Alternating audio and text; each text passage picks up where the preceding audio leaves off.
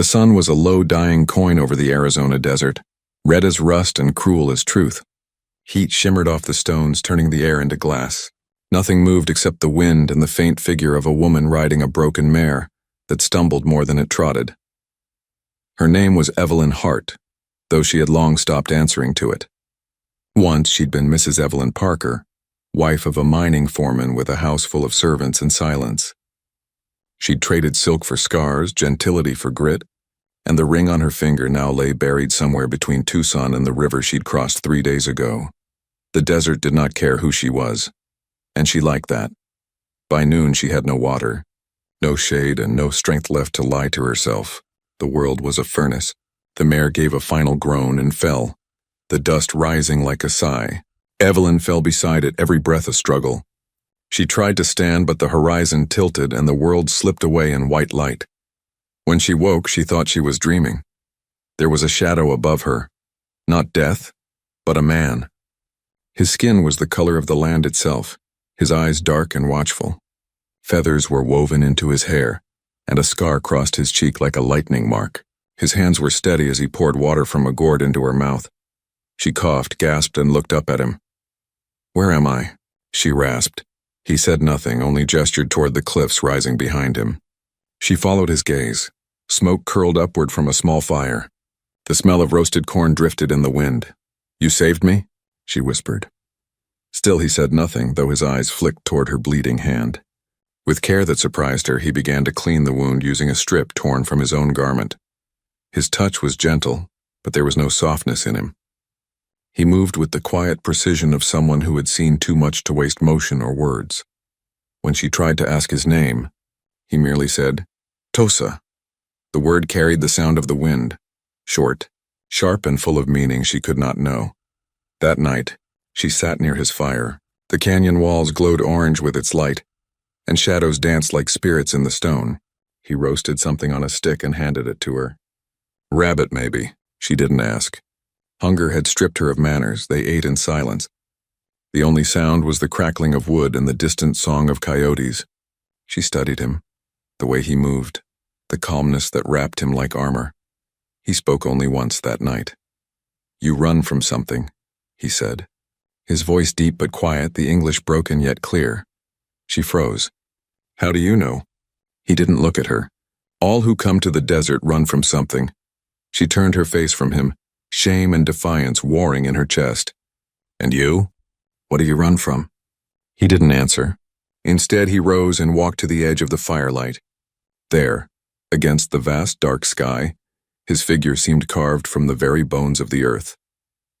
Evelyn watched him, unable to look away. There was something in that silence, not coldness but sorrow. The wind carried the scent of sage and ash. Somewhere far off, a drumbeat echoed faintly, slow, mournful, like the heart of the land itself. She slept fitfully, waking at every sound, yet feeling strangely safe. The desert's vastness no longer felt empty. It had him in it, and that made it feel alive. The next morning she found him grinding herbs by the fire. When she tried to stand, her legs trembled, and he caught her before she fell. His hands were strong, calloused, yet he held her as though afraid she might break. "Sit," he said. "I can help." He shook his head. "You heal." Days passed. She didn't know how many. Tosa spoke little, but his silence had weight. It said more than any words. He showed her where the water pooled in the rocks, where the roots grew sweet and safe to eat. One evening she followed him up the ridge. From there the world stretched endless, a sea of red stone and shadow. "It's beautiful," she whispered. He nodded. "To you, to my people, it is a graveyard." She turned to him, startled by the bitterness in his tone. "They took our land," he said, eyes on the horizon. "Took our dead. Called it peace." There was no hatred in his voice, only exhaustion. Evelyn wanted to say she was sorry, but she knew it would mean nothing. Words had never saved anyone. She knew that too well. Instead, she simply stood beside him. After a while, he glanced at her, and the hardness in his gaze softened. "You are brave," he said quietly. She let out a breath she hadn't realized she was holding. "No, just tired of being afraid." He studied her for a long moment, then nodded once, and as though he understood. That night, something changed between them. He offered her half of his blanket as the desert chill crept in. She hesitated, then accepted. When she lay down beside him, their shoulders brushed. He did not move away. Under the vast, star-flooded sky, Evelyn felt her heartbeat slow for the first time in years. The days became routine. She learned to grind maize, to snare rabbits, to speak a few Apache words he taught her. Each word felt like a secret between them. Sometimes she would catch him watching her, not with desire, but with quiet curiosity, as if trying to decide whether she was real. When she laughed once, startled by a hare darting from a bush, he looked at her with faint surprise. And then, unexpectedly, he smiled. It was a small thing, but to her, it was like the first sunrise after a long storm. After a week, she told him she must go. She didn't belong there. Whatever peace she had found was borrowed. Her past, her husband, her sins, would find her sooner or later. "You have a long way east," he said, packing dried meat for her. She nodded. "I'll manage," he didn't argue. He simply stood watching her as she saddled a borrowed horse. His face gave nothing away but his eyes. They held something she couldn't name. As she turned to leave, the wind picked up, tugging her shawl loose. She caught it, glanced back once more, and saw him still standing there, unmoving, a lone figure against the endless sky. For reasons she couldn't explain, the sight burned itself into her soul. She rode east. But before the day was done, she already knew. She had left something of herself behind. And deep in the canyon, by the dying fire, Tosa watched the horizon long after she vanished from sight. He said nothing. He simply turned his face to the wind and whispered a word in his own tongue, a word that meant return. It was the kind of storm that could strip the desert to its bones. Wind clawed at the cliffs and the rain came down like stones flung by angry gods. In that blind, howling darkness, Evelyn Hart found herself lost once more, half mad with fear, soaked to the skin, clutching the reins of a horse too weary to care. She hadn't meant to return to the canyons. She had promised herself never to look back. Yet the world has a cruel sense of humor. The road east had robbed her of everything again. A gang of drifters, men with whiskey breath and yellow eyes, had taken her wagon, her money, her dignity. She had escaped with little more than her life and a bleeding hand. By the time she saw the cliffs, her heart knew before her mind did. The place called her. The storm seemed to guide her through the dark like a hand she had once held in dreams. When lightning split the sky, she saw it, the faint orange pulse of a fire. She rode toward it, teeth chattering, eyes burning. The rain had washed away every trail, but her heart followed one path only. He was there. Tosa stood beside the fire, a lone figure against the storm, his face lit in flashes of silver light. The years, or maybe only weeks, but had changed him. His hair was longer, streaked with ash and rain, his eyes heavier. Yet when he turned and saw her, it was not surprise that crossed his face. It was something deeper. The quiet recognition of a ghost returned to flesh. For a long time, neither spoke. "I didn't mean to come back," Evelyn said finally, her voice raw. "I know," he answered. The fire hissed as rain fell into it. She swayed where she stood, and he moved closer, steadying her by the shoulders. His touch was firm, familiar. "You should not have come," he said, his tone low, not cruel. "I had nowhere else." The words slipped out, fragile and small, yet truer than anything she had ever said. Tosa looked at her a long moment, then nodded once. He guided her toward the fire, his hand resting lightly on her arm. The warmth made her shiver harder. Sometimes comfort hurts worse than the cold. He handed her a blanket. She wrapped it around herself and stared at the flames. They sat like that for a while, the storm roaring outside their little circle of light. Finally, she asked, "Where are the others?" "Gone," he said simply. "They moved north before the rains." "I stayed. Why?" He poked the fire with a stick. Sparks leapt into the air, vanishing into the wet dark. "This land remembers things. I listened to them." She watched him, feeling that ache return, the one that had followed her since she left him, the ache of unfinished words. "I didn't thank you," she murmured, "for saving me." He glanced at her, eyes reflecting firelight. "You're alive. That is thanks enough." The rain eased into a whisper. Evelyn spread her hands toward the fire, watching steam rise from her clothes. She felt him near her, a quiet, steady presence. "You've been alone all this time?" she asked. "Yes. And you're not lonely." He looked at her then, long and searching. "The wind talks. The land breathes. Loneliness is a white man's sickness," she smiled faintly.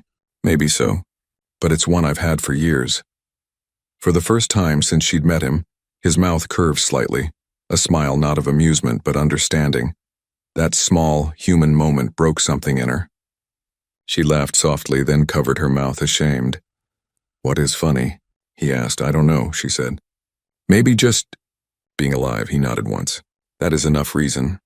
Later, when the storm passed, they walked outside together. The desert smelled of wet earth and sage.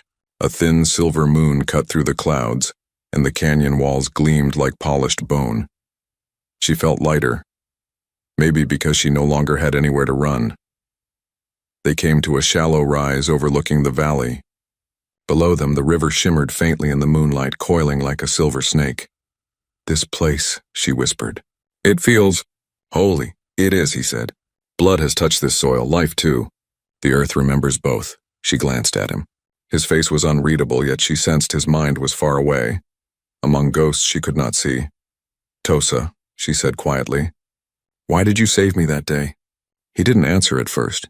The wind moved his hair across his cheek. "Because you were not meant to die there," he said finally. Evelyn felt her throat tighten. "You believe that? That the desert decides who lives?" "The desert is older than your God," he said, his tone without arrogance. "It knows more of mercy than men do." She looked at him. Really looked. The scar across his cheek. The lines etched deep from sun and grief. The quiet strength that never seemed to waver. And she thought, this man has carried more sorrow than 10 lifetimes, yet still he stands. That night they shared a small meal. Corn rabbit and silence. But it wasn't the same silence as before. It was softer, like the hush before dawn. Evelyn told him stories of her past, of the husband who used charm like a whip, of the night she fled with nothing but a satchel and a will to live. She told him how she'd once dreamed of being an artist, of painting the world she'd never seen. Tosa listened without interrupting. His face remained still, but his eyes flickered with something, recognition, maybe, or pity he refused to name. When she finished, she stared into the fire and whispered, "Do you ever wish things had been different?" He stirred the ashes. "Different how? That your people hadn't lost their land. That you hadn't lost." She trailed off, realizing the weight of her words. He turned to her, eyes dark as obsidian. "The wind takes what it will. I do not fight it anymore." Evelyn wanted to tell him she understood, but she didn't. Instead, she reached out, touched his hand, lightly, just enough to feel the warmth of him. He didn't pull away. When the night deepened, she rose, clutching the blanket. "I should sleep," she said. "Then leave at dawn." He watched her for a moment, expression unreadable. Then he nodded. But as she turned to go, the faintest whisper reached her through the dark. "Evelyn." She stopped, heart catching in her chest. It was the first time he'd spoken her name. She turned. He stood by the fire, eyes on her, voice low as the wind. "You came back," he said. "That means something. What does it mean?" she asked. He shook his head slowly. "The desert will tell you. When it's ready." She wanted to ask what he meant, but his gaze, steady and solemn, silenced her. She walked to her bedroll and lay down, listening to the fire crackle, the rain whisper, his breathing nearby. Sleep didn't come easily. Every time she closed her eyes, she saw his face lit by the storm, strong, silent, yet carrying the same ache she did. And before dawn came, she knew with a certainty that frightened her. She wasn't going to leave. Not yet. The moon was a cold silver coin in the desert sky when Evelyn Hart decided she would leave again. She sat by the fire, watching the embers pulse like tiny hearts. Each spark that leapt upward reminded her of something she was losing. Not a home, not a safety she'd never had, but a man whose silence had become her language. Tosa sat across from her, carving a piece of mesquite with his knife. His hands moved with that same quiet precision she'd come to recognize, the kind that came from discipline and grief alike. The shadows played across his face, and for a fleeting moment, she saw him as he truly was, neither savior nor savage, but simply human. A man who had seen too much and learned to say little. The wind shifted, carrying the scent of rain that wasn't coming. Somewhere in the darkness, a coyote howled. "I should go tomorrow," she said softly. He didn't look up. "Go where?" "East. There's a town a few days' ride from here. Maybe they'll need a teacher or someone to wash clothes." "You would not last a week there," she frowned. "You think me weak?" "I think the world is cruel," he said simply. "And you still believe it can be kind?" His words struck something deep in her. For a long while, neither spoke. The fire snapped between them, the only voice left.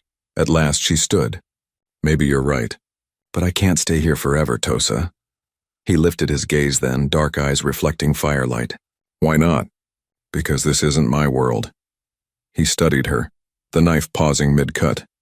"The earth is everyone's world," he said. "It doesn't belong to color or tongue." "It's not that simple," she whispered. He set the carving down, rose slowly. "You make it not simple." His nearness unsettled her, not with fear, but with something more dangerous. The pull of something she didn't dare name. His presence filled the space between them, as sure and steady as the desert wind. "I'll leave at sunrise," she said again, trying to make it sound like truth. Tosa looked at her for a long, searching moment. Then his voice came, soft as breath. "Not tonight. Please stay." It wasn't command.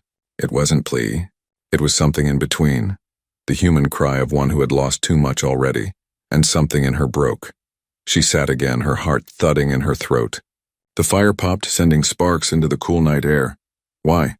she asked, her voice trembling. He hesitated before answering. "Because the wind is lonely tonight." It was such a strange thing to say, simple, honest, and heavy with meaning. Evelyn didn't understand it, not fully, but she felt it all the same. Tosa crouched near the fire again, feeding it a dry branch. The light flared, brushing gold over his face, his scar, the strong line of his jaw. For the first time she saw not just the warrior, but the man, weary, human, and beautifully flawed. "I've stayed too long already," she whispered. But she didn't move. He looked at her, truly looked as though seeing her soul. "Sometimes staying is braver than leaving." His words sank deep. She lowered her gaze to her hands, trembling in her lap. "I don't know if I'm brave." "You are," he said simply. Silence stretched again, long and gentle. The desert breathed around them. Finally he spoke, voice low. "When I was young, my father taught me that a man's heart is like the fire. If you feed it anger, it burns you. If you feed it truth, it keeps you warm. But if you starve it—" He trailed off, shaking his head. "Then it dies in the dark." Evelyn swallowed hard. "And which have you fed yours?" He smiled faintly, in a rare fleeting thing. "Too much anger, too little truth." The sadness in his tone made her chest ache. Without thinking, she reached out, her hand brushing his wrist. The contact was light, almost accidental, but the spark it sent through her was undeniable. Tosa's breath caught, just slightly. "You should rest," he murmured. "Will you tell me something first?" He looked puzzled. "What?" "Your story." For a long moment he said nothing. Then finally he nodded. He set down his knife and stared into the fire. "My people once camped by the river," he began. "We had horses, songs, children. Then came soldiers. They said we must move and go where the land was smaller, the sky lower. My father fought, he died. My mother walked into the river one night. I buried them both beneath the cottonwoods." His voice didn't shake. "It was too worn for that. I fought after that. Killed men. Took scalps. Thought it would fill the hole. It didn't." Evelyn sat still, her heart a stone. "When I saw you," he said quietly, "I thought maybe the land was giving me a reason to remember something good." She blinked back tears. "I don't deserve that." "Deserve?" He shook his head. "The land doesn't care who deserves, only who survives." For a long time they said nothing. The wind died and the world seemed to hold its breath. Then, as if moved by something beyond will, she reached across the fire and took his hand. He didn't flinch. Their fingers intertwined, awkward, uncertain, yet perfect in their simplicity. The silence between them changed. It wasn't emptiness anymore. It was understanding. They talked until dawn, and of small things and great, of pain and peace. He told her how to read the sky for weather, how to hear the difference between a coyote's cry and a wolf's. She told him how city lights drowned the stars, how her mother used to braid her hair and sing Irish lullabies. The hours slipped away like sand through fingers. The fire burned low, then steady again. When the first light crept over the cliffs, painting everything in gold, she realized she hadn't thought about leaving for hours. Tosa rose, stretching. His shadow fell across her like a blessing. "You will ride tomorrow," he said softly. "Tomorrow," she agreed. But even as she said it, she knew she wouldn't. That night marked something wordless between them. Not passion, not possession, but something far more dangerous, belonging. When she lay down to rest, she could hear him humming softly by the fire, an old Apache song that seemed to carry the whole desert inside it. And though she knew the world beyond those cliffs still waited to devour her, for the first time in her life, Evelyn Hart felt safe. The desert had grown quiet. Too quiet. It was early morning when Evelyn Hart woke to find Tosa already gone from their shelter. The fire's ashes were cold. A hawk circled high above the cliffs, its cry sharp and distant. She wrapped her shawl tighter and stepped outside. The sand cool beneath her bare feet. The light was pink and thin, bleeding across the sky. For weeks, she and Tosa had lived between silence and words. She had stopped counting the days. The world beyond the red stone walls had become a memory. They shared what the land gave. Rabbit, mesquite, water caught from rain. Sometimes they spoke in pieces of both languages, sometimes not at all. Words, they had learned, were the least important thing between them. She began to think perhaps this was how the rest of her life might pass, in the quiet rhythm of survival, with Tosa's steady presence beside her. But that peace shattered with the distant echo of hooves. At first she thought it was thunder. Then she saw the dust. Tosa appeared from behind the rocks, his expression carved in stone. "Riders," he said, voice low. Evelyn's blood went cold. "Who?" He didn't answer, but his eyes told her enough. He handed her the small bundle of things she owned. A blanket, a flask, a pouch of food. "Go," he said. "Follow the ravine to the east. You'll find the river." She stared at him, unable to move. "What about you?" "I will lead them away." "No." Her voice broke. "You can't. They are not your men," he said. "They are hunters. They hunt anything that bleeds." She knew then he meant white men, bounty riders, maybe soldiers, maybe worse, the ones who didn't see a difference between a fugitive wife and an Apache outlaw. Tosa gripped her shoulders, forcing her to meet his gaze. "You go now. I won't leave you." His jaw tightened. "If you stay, you die." Her voice came in a whisper. "Then I die." For the first time since she had known him, his mask cracked. Pain, fierce and helpless, crossed his eyes. "Evelyn," he said softly, "do not make me watch another grave fill." Something in his tone, that quiet breaking, made her chest ache. She wanted to obey him, but she couldn't. He saw it too. He sighed almost tenderly. "You have the heart of a hawk," he murmured. "But even hawks must fly from fire." The sound of hooves grew louder. He pulled her close then, suddenly, fiercely, and kissed her forehead. It was not a lover's kiss. It was a promise. "Go," he whispered again. And then he was gone, vanishing into the rocks like smoke. Evelyn ran east.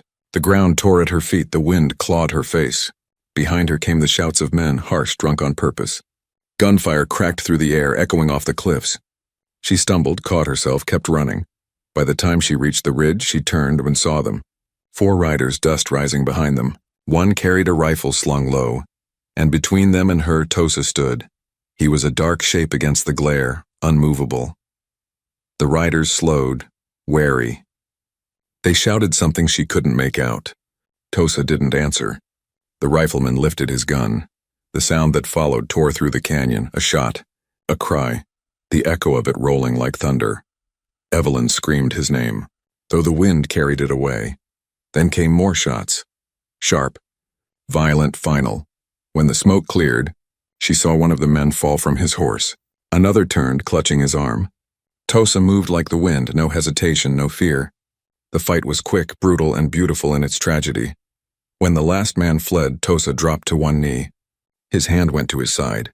Even from the ridge, she could see the red blooming through his shirt. She ran back down, slipping on rock and sand, her lungs burning.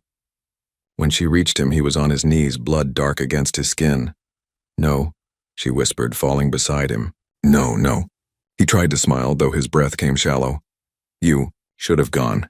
Don't you dare, she said, pressing her hands against the wound. Don't you dare leave me. His eyes softened. You are safe now. I don't want safe. She cried. I want you. He closed his eyes as though the words hurt more than the bullet. I'll bring water, she said, rising. But he caught her wrist weakly. Stay, he whispered. Please. Stay. The same words, the same tone, but now they broke her heart. She did as he asked. She tore her shawl, pressed it to his side, murmured every prayer she could remember. The sun fell.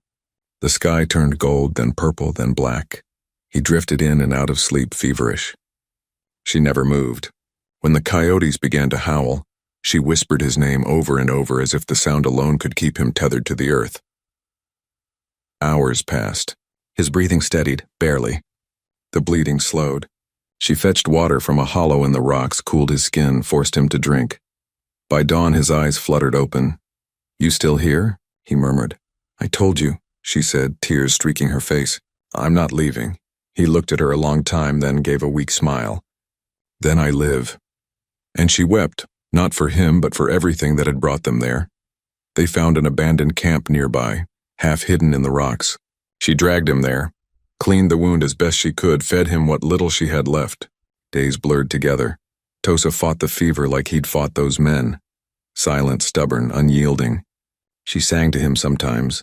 Old songs from her childhood, her voice raw and cracked. He never said much. But once near sunset, he opened his eyes and whispered, You are not meant for sorrow, white dove. I think sorrow found me anyway, she said.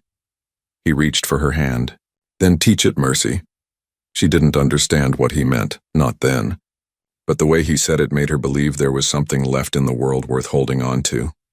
By the end of the week, he could stand again. The wound would scar, but he would live.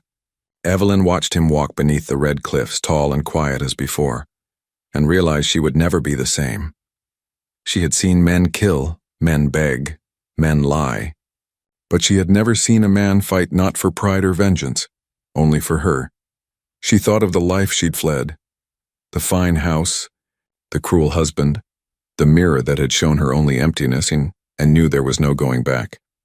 Whatever tomorrow brought, her place was here, with him. The desert had claimed her, not as a grave, but as a home. The morning after the bloodshed came soft and golden, as if the desert itself sought to make amends. The storm of violence had passed, leaving the world in a strange, sacred quiet. The wind was gentle again, brushing through the canyon grass, whispering secrets neither could translate. Evelyn sat beside the fire, her knees drawn close, watching the flames dance. She was exhausted, her hair tangled, her hands blistered from tending to him. Yet in her heart burned something fierce and alive, the stubborn fire of love that had refused to die even when all else had turned to dust. Tosa lay a few feet away, awake now, his dark eyes reflecting the same flame she watched. The wound along his side was bound tight with her torn shawl, and though pain flickered in his face, there was also peace. You should sleep, he murmured. She shook her head. I did, while you breathed. He gave the faintest smile, the kind that warmed her chest every time. Then we both live, white dove. She smiled back, though tears welled at the edges of her eyes. Don't call me that. Why? Because if I'm your dove, I'll have to fly away someday. He said nothing for a while.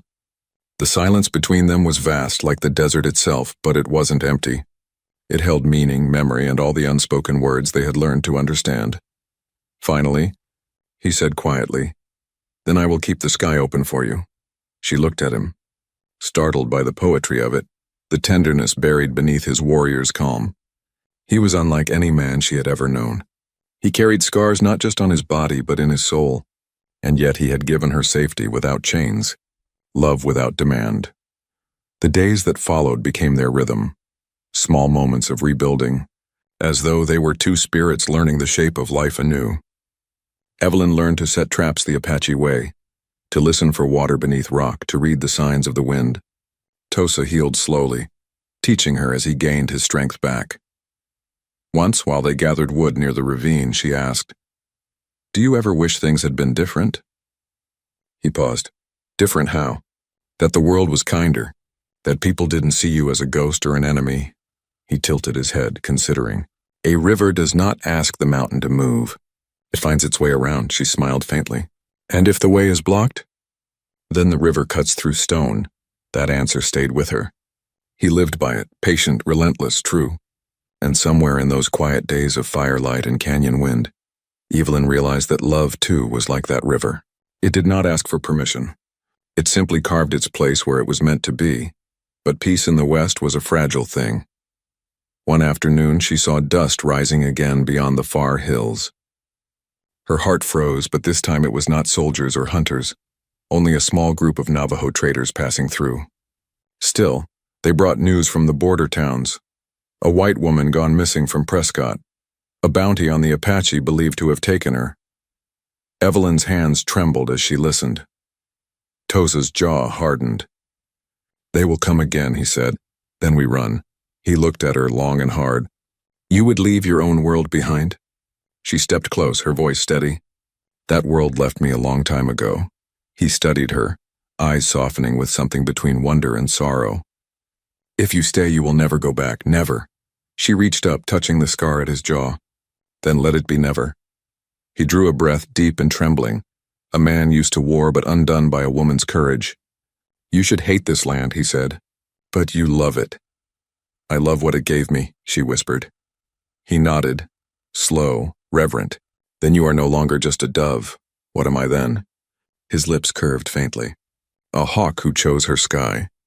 That night they built a small fire beneath a canyon ledge, watching the stars rise like silver dust over the desert. The air smelled of rain that would never fall. Evelyn leaned against his shoulder. "When you first found me," she said, "I thought you'd kill me." He chuckled softly. "I thought you would scream until the coyotes joined you." She laughed, the sound light and strange in the stillness. "Maybe I should have." "Maybe you should have run farther," he said. She looked up at him. "I did run. Straight into you." Tosa met her gaze then, long, deep, unbroken. The fire cracked softly between them. Slowly, he reached out and brushed a strand of hair from her face. His fingers were rough, careful, reverent, like a man touching something sacred. When he spoke, it was barely a whisper. "Not tonight," he said, Money, the same words as before, but gentler now, filled with something eternal. "Please, stay." She didn't answer with words. She simply stayed. At dawn, the desert came alive with color, gold, rose, and the pale shimmer of mist. She woke to the sound of his breathing beside her, steady and quiet. The world beyond the canyon still hunted, still burned, still broke hearts and lives. But here, for this single morning, they were beyond its reach.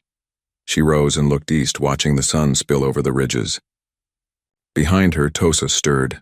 He called softly, "Evelyn." She turned.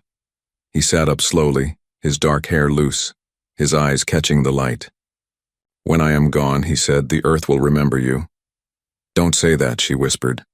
"It will remember your footprints," he continued. "And the wind will carry your name. That is how the desert keeps its love, and not in holding, but in echo." She knelt beside him, taking his hand. "Then promise me something." "What?" "That if one of us is lost, the other will listen for that echo." "Always." He nodded once, solemnly. "Always." They stayed there for many months, hidden from the world, living between seasons, planting where the earth allowed, hunting when it didn't. The bond between them grew not from passion alone, but from endurance. They had faced death, silence, and solitude together. Love, in its truest form, had been stripped of everything except truth. Sometimes when night fell, she would sing softly beside the fire, and he would listen with his eyes closed. Sometimes he told her stories of his people, of the first hawk who loved the moon so deeply he refused to hunt by day. And always, when she rose to leave for water or wood, his whisper would follow her, gentle, constant, "Not tonight." It became their prayer, their vow, their way of saying the world can wait. Love is here now. Years later, when riders passed through the same canyon, they found the remains of a small shelter beneath the cliffs. Wind had worn the stone smooth. The fire pit still bore the marks of warmth long gone cold, but some swore, on quiet nights when the wind turned just right, they could hear a whisper carried across the sand, low, tender, and unending. "Not tonight. Please stay." And sometimes the hawk circling high above the red desert would call down through the silence as if answering.